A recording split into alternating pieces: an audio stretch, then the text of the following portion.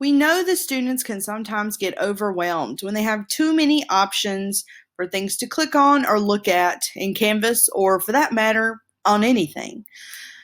One thing that you can do on your Canvas course in order to help students with that is by eliminating some of those many options. On the left-hand side, we have this navigation, and there really are way too many options for students. In class, we really only use less than half of these. So one thing that you can do is change some of them. You can change the order. You can also change what actually shows up and what's disabled. And this also forces students to use Canvas how you want them to use it. For instance, if I was a student right now, I click Student View, notice my students can only see these 5 buttons. Those are the only 5 that they need to be able to see on the navigation. So I'm going to show you how to do that. So I'm going to leave Student View. I'm going to come down here to Settings. And when I'm in Settings, I'm going to go to this Navigation tab. And on this Navigation tab, you'll see there's a bunch of different options. There's actually more options than were listed. You can decide what you need students to see and what you don't need them to see. The home page is a must. I use announcements. I have a syllabus. I have modules. I don't care if students can see their grades in here. I think that's a good tab to have enabled. And then these 2 are for me. So I move them up. Students can't actually see these 2, but I keep them up here for me because they're for like monitoring, reporting, looking at when they logged in, all that good stuff. So let's say I wanted them to have access to one more thing. So let's say Zoom. What I can do is click on the 3 dots and click Enable.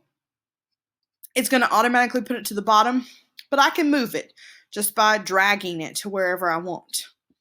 If I decide, hey, they don't need access to that, I can say Disable. Shoop, it's going to throw it back down here at the bottom. Now, some teachers will say, but I'm using pages and discussions and announcements and quizzes. Why don't you have them on the sidebar? Well, because if I click on my assignments page, you see all these assignments? I'm scrolling. That means students can see all of these once they're actually published. Imagine how overwhelming that would be for a student, even if they did use the search bar. So what I can do is I can force them to go through the modules by having modules as the only thing listed. Because in the modules, I can say, okay, everybody, we're going to be in the Rhetorical Appeals module, in the Pathos section. And they're going to be able to see everything they need without having to come over here and click assignments or quizzes or pages or discussions. Students don't really need to know that things are called that. They just need to be able to click on them easily. So I always send them to modules as opposed to the individual elements. Grades is fine, I think, for them. I like them to be able to see their grades. I think that's a good function to enable for them. If you do have a syllabus and you plug that in, that's helpful. If you use announcements, that's helpful. I really think a lot of these other things are not necessarily helpful for students. They just are kind of in the way and confusing and give them way more things to click on. So once you've decided which ones you want and which ones you don't want, and you've got them in the order that you want, then you hit save. Here's another thing to keep in mind.